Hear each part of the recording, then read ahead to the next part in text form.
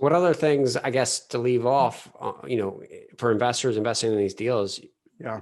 some tax advantages, or maybe just using retirement accounts, like, other ways that they can access capital to invest in your deals. What is? Yeah, yeah. We spend a lot of time talking about what we call lazy money, right? And there is a ton of it out there right now. I always say if your money isn't working at a targeted double-digit return, then it's lazy, right? CDs, savings accounts, retirement accounts. The company 401k that became a 201k in 2008, it's now a 301k trying to get back to a 401k, whatever. But even the management of that money, very few people realize what happens with a compounding cost in comparison to a compounding return. The cost structure inside those things can brutalize the long-term valuation. There's a report that comes out every year that says the average, I think it's 55-year-old in our country, the average amount of their 401k retirement accounts is about $150,000 because they've spent their whole lives borrowing against it and using it and being fearful of it. They don't understand long-term capital growth. But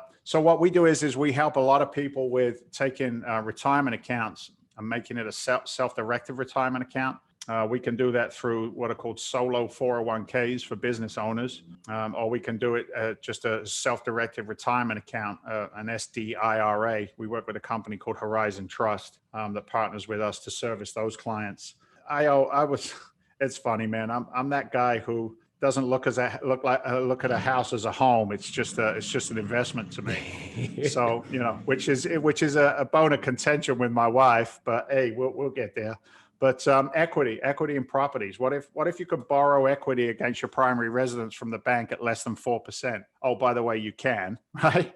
So borrow the equity in your own primary residence at 4%, invest that capital into a high yield investment, like we offer at Freedom Venture Investments. And now you get to play the game with somebody else's money, right? You get to make money on the money. These are advanced strategies. Not everybody's comfortable with them.